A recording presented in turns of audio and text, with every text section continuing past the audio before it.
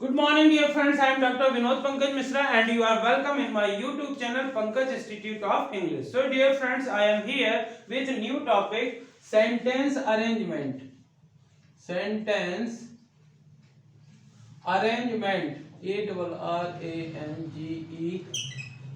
ARRANGEMENT. Sentence arrangement. Dear friends, this is the very important topic. ये बहुत ही important topic है। All competitive exam, जितने भी competitive exam है उसमें ये सेंटेंस अरेंजमेंट आता है।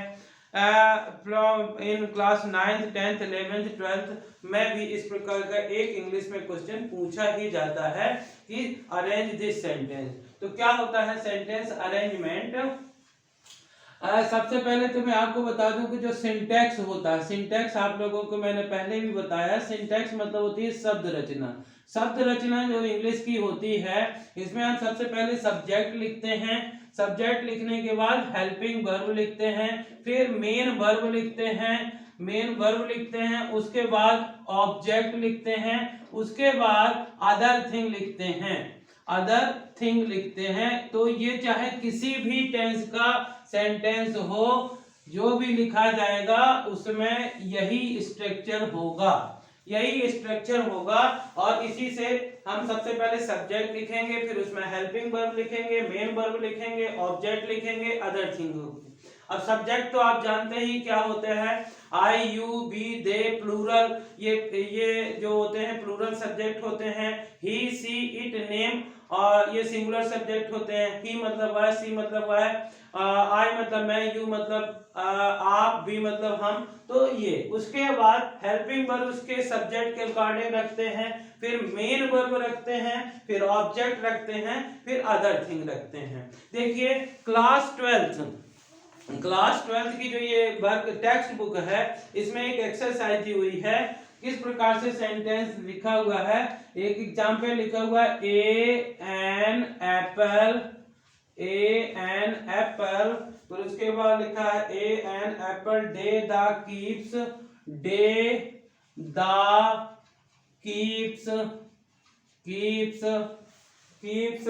फिर उसके बाद लिखा अवे डॉक्टर, कीप्स अवे और ये डॉक्टर। ये जितने भी एमपी बोर्ड के क्लास 12th के स्टूडेंट हैं, उनके लेसन की ये जो टेक्स्ट बुक है, a friend who came from the sky, उसकी एक एक्सरसाइज है, उसके ये क्वेश्चन है। तो लिखा हुआ है an apple day the keeps away the doctor. तो जब हम इसका सेंटेंस अरेंजमेंट करेंगे तो शुरू किससे करेंगे, एप्पल से। An apple a day keeps the doctor away. ये प्रोवर्ब्स होती है कि यदि आप एक दिन में एक सेव खाते हैं तो आपको कभी भी डॉक्टर की जरूरत नहीं पड़ेगी। An apple a day keeps the doctor away. Second sentence लिखा हुआ है, the other section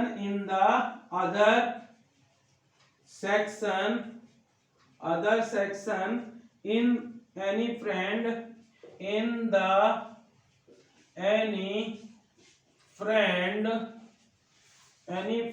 don't have you, फिर उसके बाद लिखा है have you। ये सेंटेंस लिखा हुआ है, और यहाँ पे लास्ट में इंट्रोगेटिव लगा हुआ है, यानी चिन्ह जब इंट्रोगेटिव लगा हुआ है तो हमको इसका आंसर लिखना है, यानी जो है वो क्वेश्चन बनाना है वो। तो इसका हो जाएगा don't have you, don't have you any friends in the other section। तो इस प्रकार से इसका जो सेंटेंस बना वो हो गया। तो इसका हो जाएगा don't have you any friends in the other section. जब फर्स्ट लेटर लिखते हैं तो कैपिटल लेटर लिखते हैं। Don't have you any friends in the other section. इस प्रकार से ये बन जाएगा। अब मान लीजिए नेक्स्ट सेंटेंस लिखा हो Raju right can with hand either.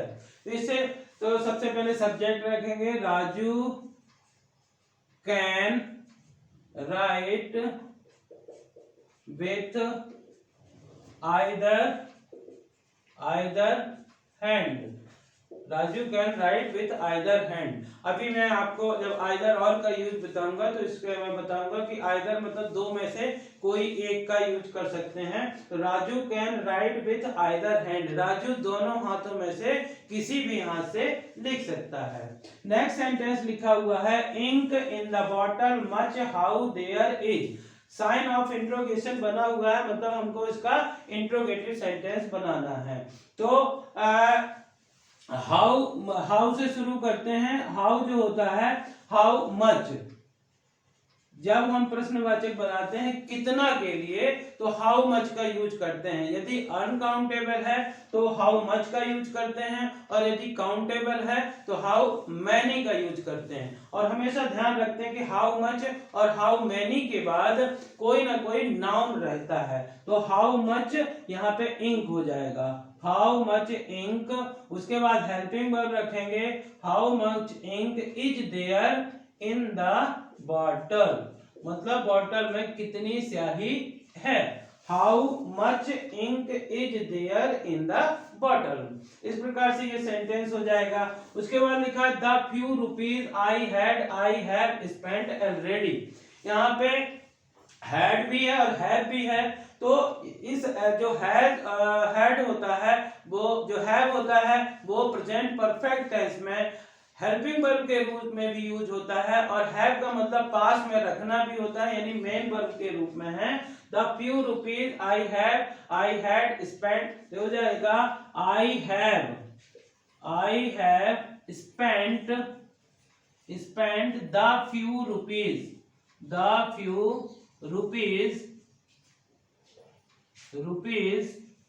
I had the few. आप मैंने इसके पहले जब डिटरमाइनर्स का पढ़ा रहा था, डिटरमाइनर्स में बताया है कि द फ्यू का यूज कब करते हैं। फ्यू का यूज तो जनरली काउंटेबल नाउन के पहले करते हैं, और द फ्यू का यूज करते हैं भले ही थोड़ा सा हो किंतु पूरा बताना हो तो द फ्यू का। I have spend the few rupees I had, मेरे पास जो कुछ भी थोड़े से पैसे थे मैं उन्हें पहले ही खर्च कर चुका हूं। I have spend the few rupees I had. Next one लिखा हुआ है nothing is open so it's a public holiday. तो इसका मतलब कुछ भी नहीं। तो इसका जो हम इट्स से शुरू करेंगे, इट्स जो होता है वो इंट्रोडक्टरी होता है, देयर भी होता है introductory. It's a public holiday, it's a public holiday, so nothing is open, so nothing is open. It's public holiday so nothing is open. ये पब्लिक हॉलीडे होने के कारण कुछ भी नहीं, पब्लिक हॉलीडे है इसलिए कुछ भी नहीं खुला है। तो it's a public holiday so nothing is open. ये हमारा जो हो गया वो सेंटेंस बनेगा। इसी प्रकार से आगे so in this way seventh जो सेंटेंस लिखा हुआ है in this book are there pages how many. मान लीजिए ये सेंटेंस लिखा हुआ है और इंट्रोगेटिव बना हुआ है। तो in this book are there pages how many, तो जो देयर होता है वो इंट्रोडक्टरी सब्जेक्ट के रूप में यूज किया जाता है, उससे वाक्य को शुरू करते हैं। क्योंकि यहाँ पे इंट्रोगेटिव सेंटेंस है इसलिए सबसे पहले यहाँ पे हम क्या रखेंगे, helping verb. Is their book how their pages how many। इसके पहले जैसे सेंटेंस में बताया कि जब कभी भी सेंटेंस में हाउ मैनी या हाउ मच रहे तो सबसे और इंट्रोगेटिव बनाना हो तो सबसे पहले हाउ मैनी या हाउ मच रखेंगे, उसके बाद कुछ ना कुछ नाउन रखेंगे। How many pages are there in this book? How many pages are there in this book? मतलब इस बुक में कितने पेज हैं। तो इस प्रकार से इन सेंटेंस को आप बना सकते हैं, यूज कर सकते हैं। फिर उसके बाद लिखा completely being deaf can't anything he hear. ही तो कंप्लीट मतलब पूरी तरह से, बीइंग माने होने के नाते, डीफ माने बहरा, कांट माने नहीं सकता है, एनीथिंग माने कुछ भी, ही माने वह, हियर माने सुनना। मतलब पूरी तरह से बहरा होने के कारण वह कुछ भी नहीं सुन सकता। तो इसको बीइंग से being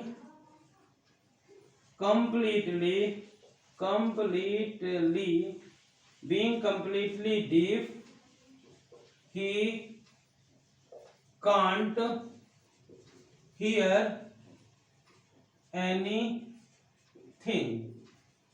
Being completely deaf, he can't hear anything. वह पूरी तरह से बहरा होने के कारण वह कुछ भी नहीं सुन सकता है।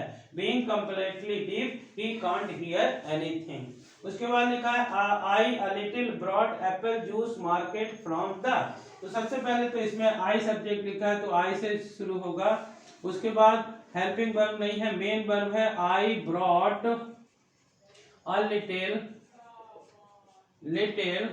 apple juice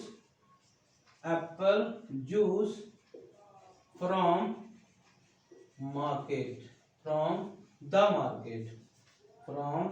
the market।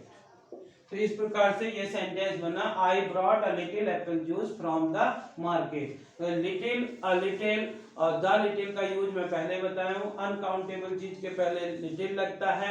Uh little का मतलब जब ना के बराबर हो, थोड़ा सा हो, ना से थोड़ा ज्यादा हो तो लिटिल, थोड़ा किंतु पूरा हो तो वहां पे, तो I brought a little Apple juice from the market, मैं मार्केट से थोड़ा सा एप्पल जूस लाया। नेक्स्ट लिखा है you have how much experience got. तो हाउ मच से फिर आया, तो इसको हाउ मच से शुरू करेंगे।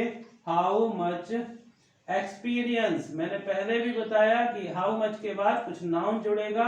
How much experience have you got. How much experience have you got. Next sentence लिखा होगा the is Himalaya highest the world mountain of the.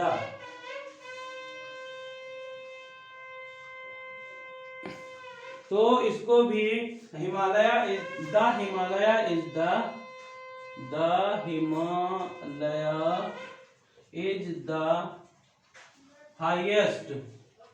Highest mountain of the world,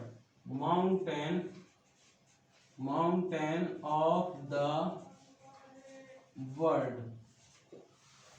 the Himalaya is the highest mountain of the world. Himalaya जो है वो सबसे ऊंचा पर्वत है संसार में। तो in this way, in sentences की यदि आप प्रैक्टिस करते हैं एक दो बार, यदि आपको अपने से बनाना नहीं आता है तो एक दो बार जो बने हुए सेंटेंस हैं उनको देख करके बनाइए और प्रैक्टिस करिए। It will sure that you will learn how to rearrange these sentences, specially for class 12। इस विशेष तौर पर कक्षा 12 के छात्रों को क्लास 10th और क्लास 12th में एक डूएस डायरेक्ट में ये आता ही आता है। मैंने जितने भी सेंटेंस बोले हैं वो किसी न किसी पेपर में, किसी न किसी ईयर में आए हुए हैं। सो डियर फ्रेंड्स, इन सेंटेंस को अरेंज करना सीखें। और यदि आपको ये वीडियो लेक्चर पसंद आया हो तो इसे लाइक करिए, इन वीडियोस को ज्यादा से ज्यादा शेयर करिए ताकि छोटे से छोटे गांव में रहने वाले बच्चे भी इन सेंटेंस को सीख सकें और वे भी परीक्षा में अच्छे अंक ला सकें। यही मेरे जीवन का उद्देश्य है, क्योंकि मैंने सीखा है कि if you support the world selflessly, the whole universe will support you endlessly. So dear friends, thank you. Watch this, share this and subscribe my channel. Thank you. You can take screenshot of that one and you can learn. Thank you. Have a great time.